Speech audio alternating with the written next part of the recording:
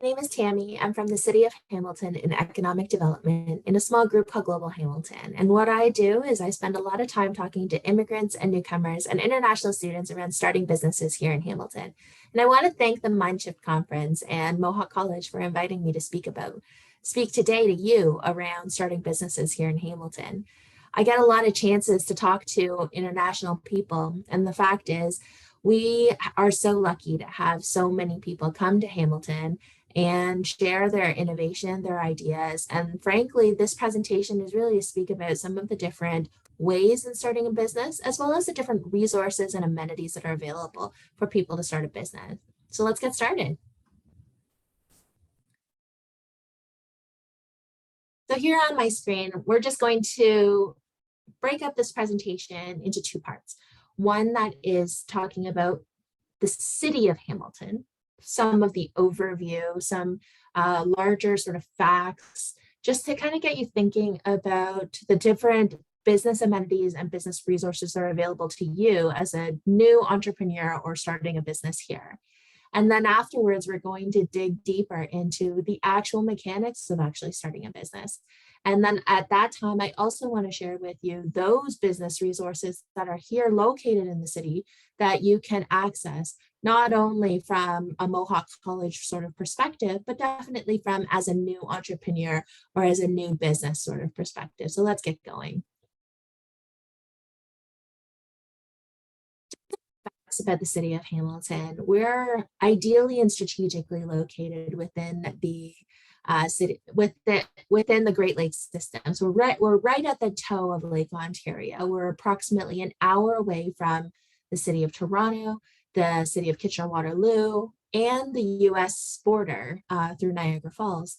We are considered one of Canada's most diversified economies. And what that means is that we're not totally dependent on any one industry. I'll dig into that a little bit deeper. Some of the value and the benefits that we have here is that we have an amazing and robust hospital system, amazing post-secondary academic institutions. So as you know, McMaster and Mohawk College, we're particularly proud of the fact that Mohawk College has consistently ranked in the top 5 as one of the best colleges in the Greater Toronto Hamilton area. We also are a growing population. So in the 2016 census, we were at 536, and actually the recently announced StatsCan, we're at almost 570. So the fact is, it's a growing area. We have a significant amount of momentum. We're extremely excited about what the future has in store.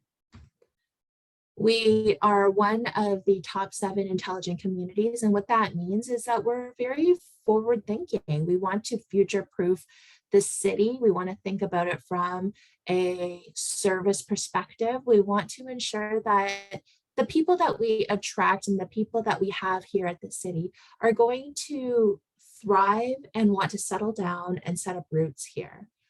We are growing like crazy. And actually, we recently announced that we have hit over $2 billion in building permits, which in economic developer sense is like a massive goal, massive status upgrade, because that means that we are actively seeking and receiving investments here in the city. So we're very excited about that growth and momentum. And I feel like the word is out. Everybody wants to come to Hamilton now. Kind of sucks for housing because, yeah, it means that housing is getting more and more expensive, but that's a topic for another day. Let's get back to what we're really here to talk about.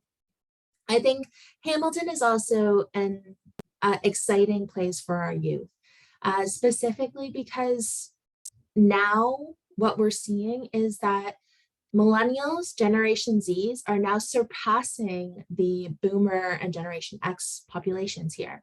That means that we're creating actively together a live, work, play city that is going to be attractive to you as a student of Mohawk College. And what we really want is we want to make sure that we're making it as affordable as wonderful as much as you can live, work, and play and settle down here. We're actually also home to one of the largest film clusters in all of Canada. And I don't know if you've noticed, but if you checked out Netflix recently, there's a lot of Hamilton in on the Netflix channels. But that kind of goes to speak about my next slide, which is actually talking about the different industry sectors.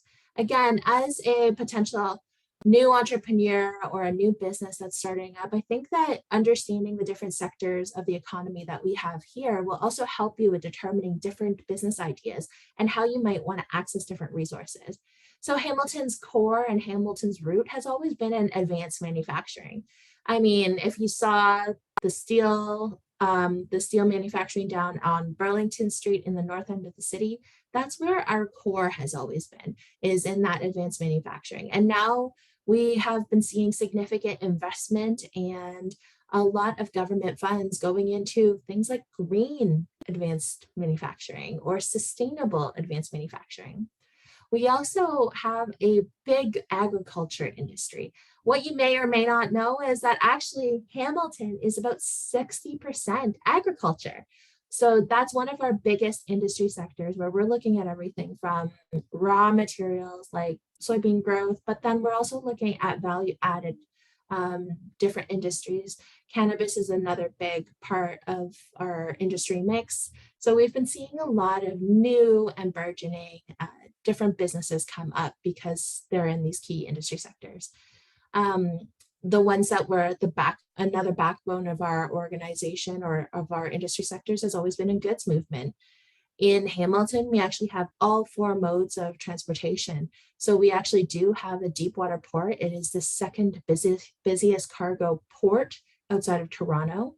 We also have an international airport, which is actually the biggest cargo airport, and it's run 24/7. Big companies like FedEx, DHL, Amazon run their businesses out of the Hamilton airport. And then some super exciting industries that are really getting a lot of traction and really building up is our creative and cultural industries. Those will include like fashion, film, music, and like I said, in the Netflix world, we're already seeing significant investments here. So things like The Boys or Handmaid's Tale or Umbrella Academy, Murdoch Mysteries, all of these shows are actually being filmed here in Hamilton. ICT, which is Information Communications Technology and Digital Media, there is significant resources and amenities that are specifically catering to that particular industry. As we know, technology tends to be the backbone of any new business nowadays, whether it's creating an e-commerce site or maybe you're creating some sort of software as a service. The idea that digital and technology is such a huge part of how we build businesses here in Hamilton. And some of the final ones that we're particularly excited about and what we're seeing significant growth in is the life sciences sector. That life sciences sector piggybacks off of some of the amazing research that's coming out of our post-secondary institutions like McMaster and Mohawk. We're looking at everything from diagnostics to medical devices to nutraceuticals. So this is a particularly exciting industry for us to really think about and also explore. So as a new business, you may want to consider any one of these sectors because the fact is there's a lot of opportunity in every one of them. So let's get into the meat and potatoes. Let's talk about starting a business. So when we talk about starting a business, we talk about, okay, the big thing is always, what are some of the tools that I might need to do in order to, I think I missed one. There's my second slide. So the idea is getting started. So like, where do you go? What do you do? What are some of the things that you might want to consider as you are starting a business? So I think that the one area that you really need to identify is probably market pain. So it's always easy to think of things that are going to make my life easier, but the idea is what's going to solve a real problem in the marketplace? Because the bigger the problem and the bigger the headache, the more somebody's going to pay for that. So for example, Yeah, it sucks trying to get pizza to your house at 3 in the morning. So a lot of people will think about getting a pizza delivery app, but really there are many different alternatives and opportunities for that. That's not really a huge, this is a pain that I cannot solve kind of thing. So we want you to use and leverage your experience and education that you're getting at Mohawk College to really identify business pains. So, or it could be a massive pain in the consumer's life, something that they can't necessarily solve right away, but with you being as ingenious as you are, you're going to be able to solve that problem. And then when you think about solving those problems, this is how you might want to go about doing that, is thinking about what are some of the things that I have that I can do to solve that problem? Do I have some sort of unfair advantage? Or maybe I have a partner that's in India or Colombia that has access to something that Canadians don't have access to. What are those partnership opportunities? Maybe it's just doing a lot more research on what is those unique selling propositions that you might have. So maybe you have a very clear sense of how you're going to speak to a particular market or speak to a particular customer base. What you really ought to really dig deep and think about is like, how does your experience and as well as any research that you end up doing line up with how you're solving a particular problem? And I know it's a lot of soul searching in the very early days, but it's actually reaching into your network and speaking to as many people as possible about understanding what are the challenges that they have in their daily life or maybe in their business, that maybe you can come up with an innovative solution, either by a service or a product in order to solve that. So when you start figuring this stuff out, there are different startup tools that can actually help you with refining the business idea. So these ones are the ones that I want to try and dig into a little bit more. The first one, and I think that the Mohawk Surge program uses this quite extensively, is the business model canvas. The idea with the business model canvas, you got to think of it as it's like a dynamic sketching kind of tool where you can very quickly test or map out different business models. And the way that this would work is that you start to identify what is it that you're trying to do? Who is that target market? How are you going to reach them? What are the channels? What are the revenue streams that you're going to potentially do? And then when it sits on top of the things that you can feasibly affect, which might be who are the key partners that you might have, the key resources, it's literally looking at a business on one sheet of paper. So when we talk about, I'm going to get into business plans later, but it's a very quick and visual way to effectively sketch out the moving pieces in a business. And then this is also where you can start to identify where are the holes, like what needs to be strengthened up a little bit. And there are whole workshops on this. So I don't want to get too far deep into this, but I do want to make sure that you understand that there is a very powerful tool called the business model canvas. Attached to that is something called the value proposition canvas. This is like understanding what are your customers' needs, what are the problems, like the very real problems that they have, and how does your business, with all of these different features and benefits, how do they match up with solving your target customers' problems? So it's a really refined way in understanding how you're going to solve those customer problems. And then other tools might be the customer discovery process, which is very similar to the scientific hypothesis method, which is state your hypothesis, test your concept, verify or refine, and you're back in that circle. So the idea is that that's how you help with your customer discovery. It's if you are trying to match up the value of your business in terms of your service or your product, and how do you do that in a systematic and scientific way? And then other tools like the customer journey, thinking about like, how are your customers going to learn about your business? So there are lots of different startup tools that, again, I think that the MindShift conference will probably touch upon all of these, but I highly recommend that you make sure that you attend some Surge classes, because a lot of these Surge workshops and seminars are being presented in particularly these startup tools. And I know that they have been very helpful to me in my personal business. And I want to make sure that we're always talking about these sort of things because they are amazing and they've definitely helped clarify how I talk about business models. And what those startup tools will help you is to actually help you write out what a business plan would look like. Now, a business plan can be anything from 1 page to 5,500 pages. It can be as concise and succinct, or as verbose and complete or complicated as you need it to be. But the entire point of a business plan is really there are 2 points to a business plan. The first is actually to help you get straight what are the actions that you need to do in order to make your business go from drawing board to execution. It's thinking about it from how do I explain this? Who are my customers? How do I even reach those customers?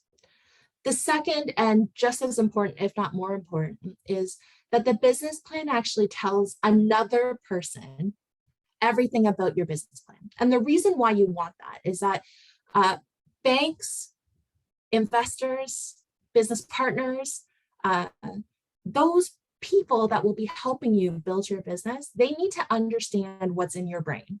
And that's what the business plan will help them do. The information that is provided in a business plan will actually help get everyone on the same page and help everyone understand where are the mechanisms and the gaps that need to be filled in order to help make this business successful. So some of the core components of a business plan include a business overview. So think about it as the executive summary of your research paper. It's something that's very short. It lays it all out in a very quick manner. So the business overview. Another part of the business plan is the market research that you've done. Essentially, any investor or bank wants to know that you've already done enough of that analysis in the early days to make them feel comfortable that you have enough information to continue moving this forward. So that market research, including analysis of the current market, your total addressable market, understanding your competitors, understanding your alternatives, like the like products that are very similar to your product, just so that they have a better sense that this is it's a big market that a lot of people can play in and people can make money at, but 2, that you already know that there is other competitors or other like products out there. And here's how you're refining your product or service to make it unique and different. This comes back to what is your unique selling proposition. The third part is an operations plan. And I've included sales and marketing into that because ops is all about like, all right, well, if I'm going to say make a product, where am I going to source these products? How am I going to put it all together? How am I going to sell it and package it? But then also, how am I going to market it? Who are my people that I'm going to sell it to? What is the price I'm going to sell it at? How much money is my cost to actually making said product? And how much am I actually selling it at, thereby understanding what my revenue looks like? So the ops plan is that information that will help either your business partners or the bank understand that you know the mechanics of how you're going to actually execute on your business.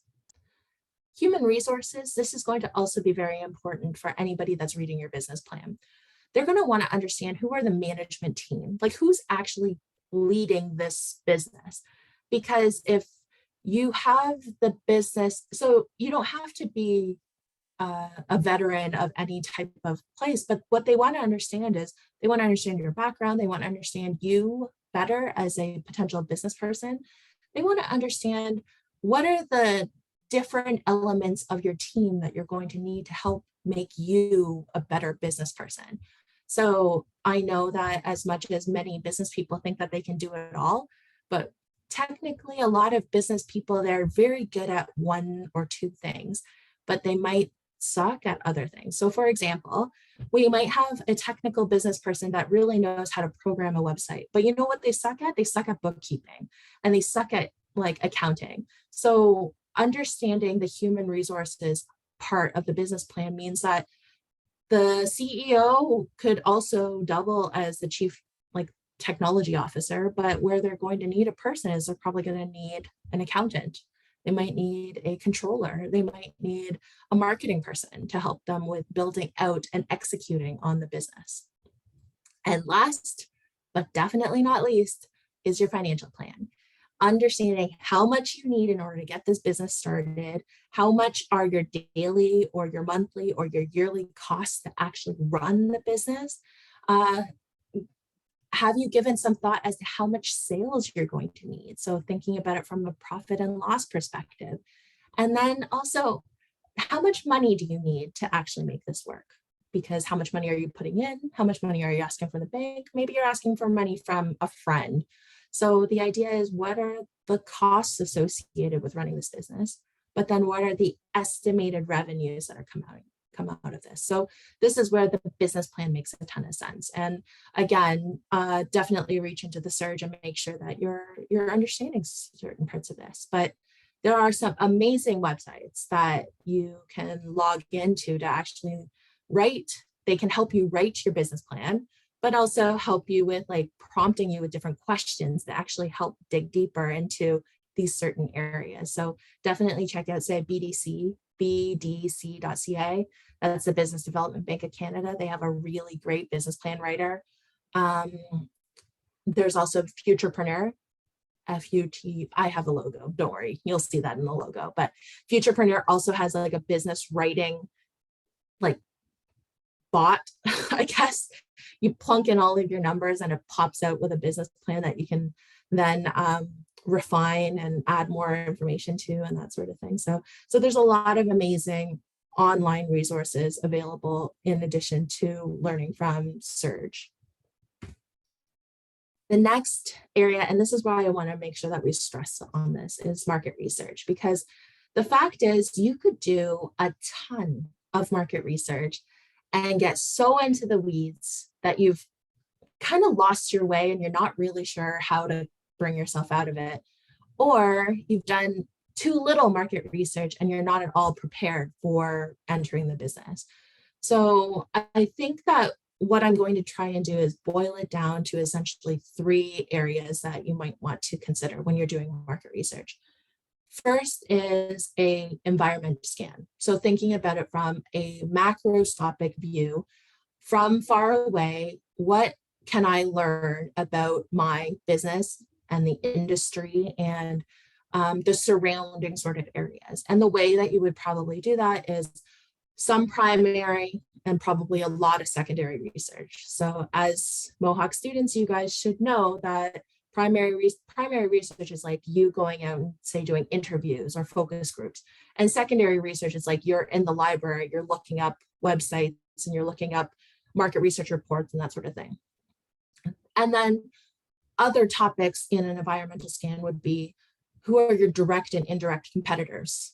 And maybe understanding how big is this marketplace? So how much money is actually being generated in the particular industry that you're in? The second area is looking at it from a very specific customer, thinking about it from the customer perspective. What are the customer habits? What are their buy and their sell behaviors? What is their customer journey? So how are they actually learning, finding out about you, and ultimately potentially purchasing from you? What does that journey look like? And then as well, understanding from your customer's perspective, who are their trusted advisors? Who do they go to ask for second opinions and ask for their opinion on whether to buy or not buy your particular product or service? So thinking about it from that customer sort of perspective. And then the last bit is actually getting something done. So prototyping. Prototyping could be an actual product but it could also be prototyping an actual service. So like, just what is the minimum possible product or service you can possibly do? What's something that it doesn't need to be completely built up, but what you need is you just need enough to just prove the point that somebody actually cares enough to purchase this product or service. The way that you might want to do that is pre-selling. This is how you learn about condos. They haven't been built yet, but they're selling them. That's a way to test the marketplace, and that's a way for doing market research. And then all of this comes back to feedback and refine. So get as much information as you can, take a look at that and analyze it, and then refine your product or service offering, and then send it back out into the marketplace.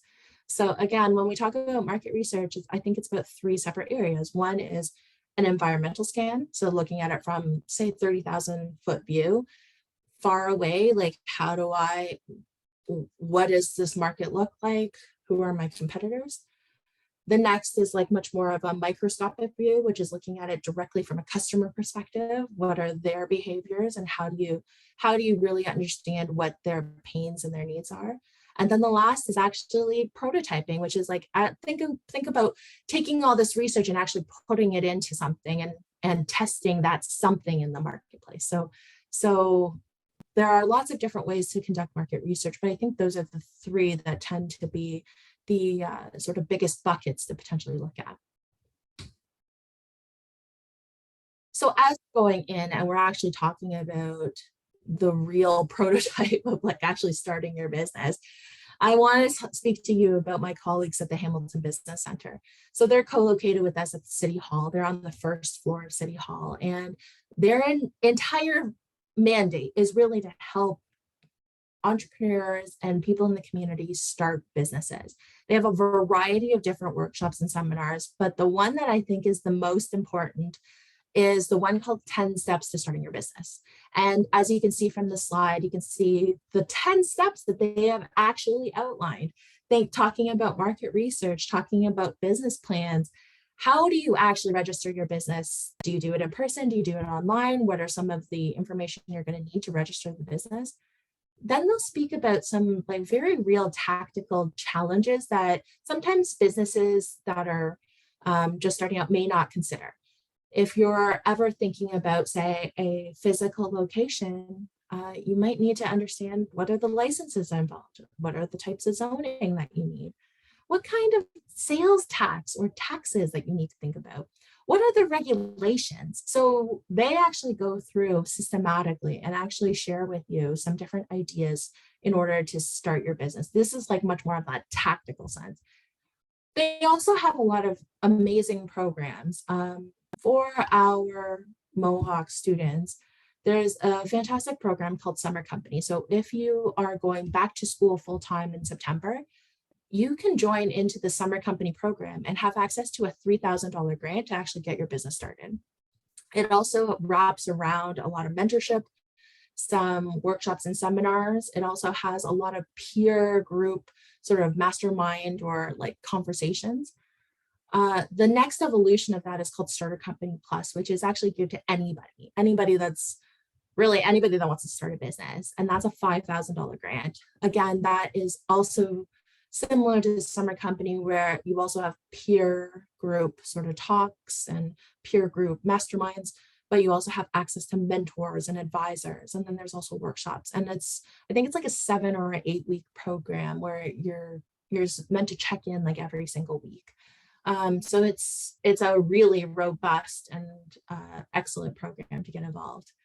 And Digital Main Street is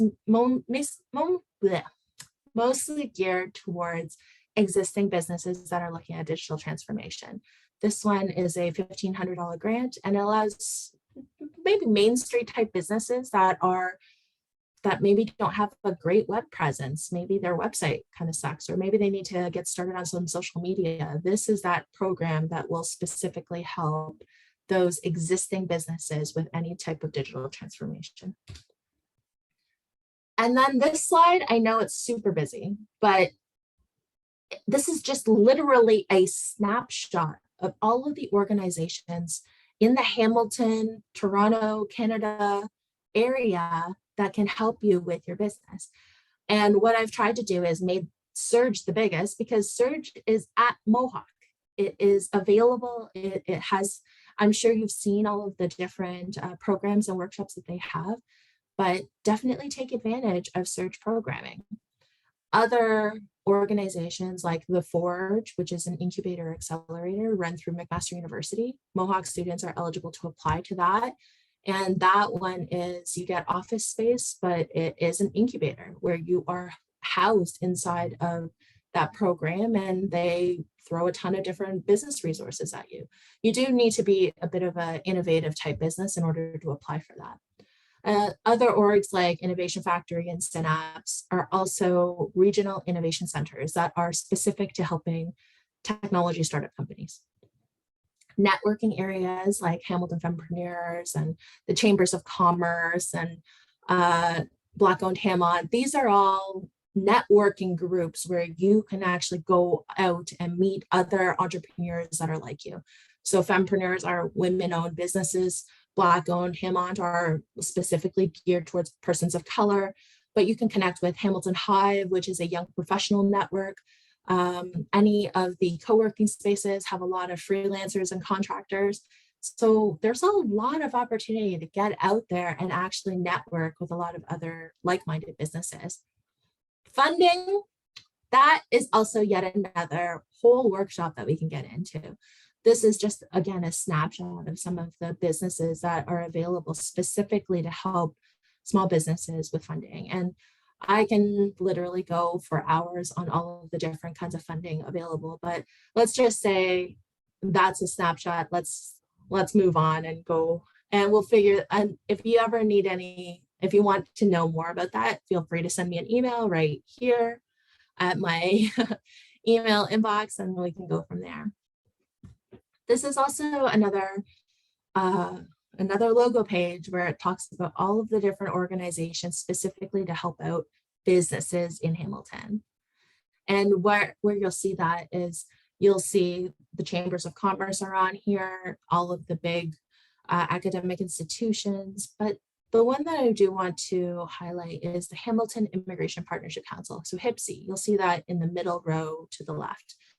HIPC is a community table where all of these service providers and settlement agencies that typically work with immigrants, newcomers, and international students, they work together on making sure that the settlement experience for our immigrants are as smooth and as welcoming as possible. They have a lot of different resources. So if you do get a chance to check them out, check out hamiltonimmigration.ca and come out and enjoy some of the different events and workshops that they have going on. Last, but definitely not least, is as international students and as international people that are thinking about immigrating to Canada, because I know many of you will be here on a student visa. So this slide I borrowed specifically from Nova Scotia, but this was actually the cleanest slide I could find on just explaining some of the big federal programs for pathways to immigration. And Ontario is very similar. There are very specific Nova Scotia programs that are on here, but Ontario has actually more and very similar. But essentially for international students, the best or the easiest bet is probably to finish up your schooling and get a postgraduate work permit. And that is a 3-year work permit that will allow you to get a job and work in your industry. And then ultimately, you'll probably get pumped into the economic class stream, where there could be lots of different ways to do that. But if you're thinking about starting a business and you're a innovative type business, I want to highlight a new program that just recently got launched. And this is called it's the Startup Visa Stream. It's Runway from Innovation Factory. So Runway is literally rolling out an incubator accelerator type program that is specifically catering to technology businesses from international. This will actually give you access to, again, mentors, advisors, resources, programming, but it will act as a letter of support or a not necessarily guarantor, but definitely a supporter of your application for permanent residency. So it's yet another pathway to immigration, but this way is leveraging your international business as a pathway to permanent residency. So it just rolled out. I'm super excited about it. I'm happy to speak more about this particular program, but in the context of the MindShift conference, I hope you've had a chance to just understand a little bit about starting a business here in Hamilton. So to cap this off and to end our session, I do want to talk about some tips and tricks. Thinking about starting a business, maybe you want to think about what are you good at. So maybe you want to think about starting a service-based business. Maybe that's a good way to get started. What if you know how to do a lot of great websites? So start your business with website design. Reaching back into the early part of my presentation where we're talking about startup tools, thinking about creating a minimum viable product. So something super minuscule, like something super easy, doesn't cost any money, but it's something that will test the marketplace. That leads into point number 4, which is actually spend as little money as possible. And you want to fail fast and fail often. And when you do that, it just helps with that iterative process of feedback, verification, refining the product. So the idea is to spend as little money as possible, but you want to fail fast. And that's part of that iterative prototyping, minimum viable product. You want to leverage tools like Business Model Canvas. You want to access different business resources because many of them are actually free for you to access. So take advantage of the fact that they are free. Normally, you'd have to pay a lot of money to a consultant to actually tell you the exact same thing. So definitely take advantage of all these business resources. And the way that you want to do that is you want to potentially create demand for your product. And that's lots of different ways. And you as students would understand social media and campaigns and word of mouth. So you do want to get out there and just like talk about what you're trying to do. And then 2 sort of last bits is fall in love with the problem because frankly, solutions are plentiful. So if you really understand the problem that your customer is has and understand it so intimately, the way that you come about solving that problem will be multiple ways. So don't get too caught up on, I've built this solution and it is the biggest, baddest, it's so good and everybody should buy it. No, fall in love with the problem. And that way that will help drive your business forward. And lastly, choose your business partners like you would a partner for life because it's like a marriage. So when I started business, I wanted to make sure that the people that I was going into business with were people I could count on, people that could help lift me up or provide resources, but then also they were people I wanted to celebrate those wins with. So definitely be picky with who you're choosing your business partners. And that's it. That's me.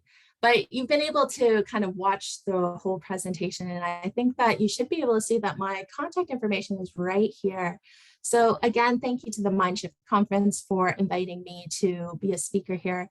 And I'm excited to see what kind of businesses you build. If there's any questions, please reach out anytime, and I look forward to meeting with you soon. Have a great rest of your day.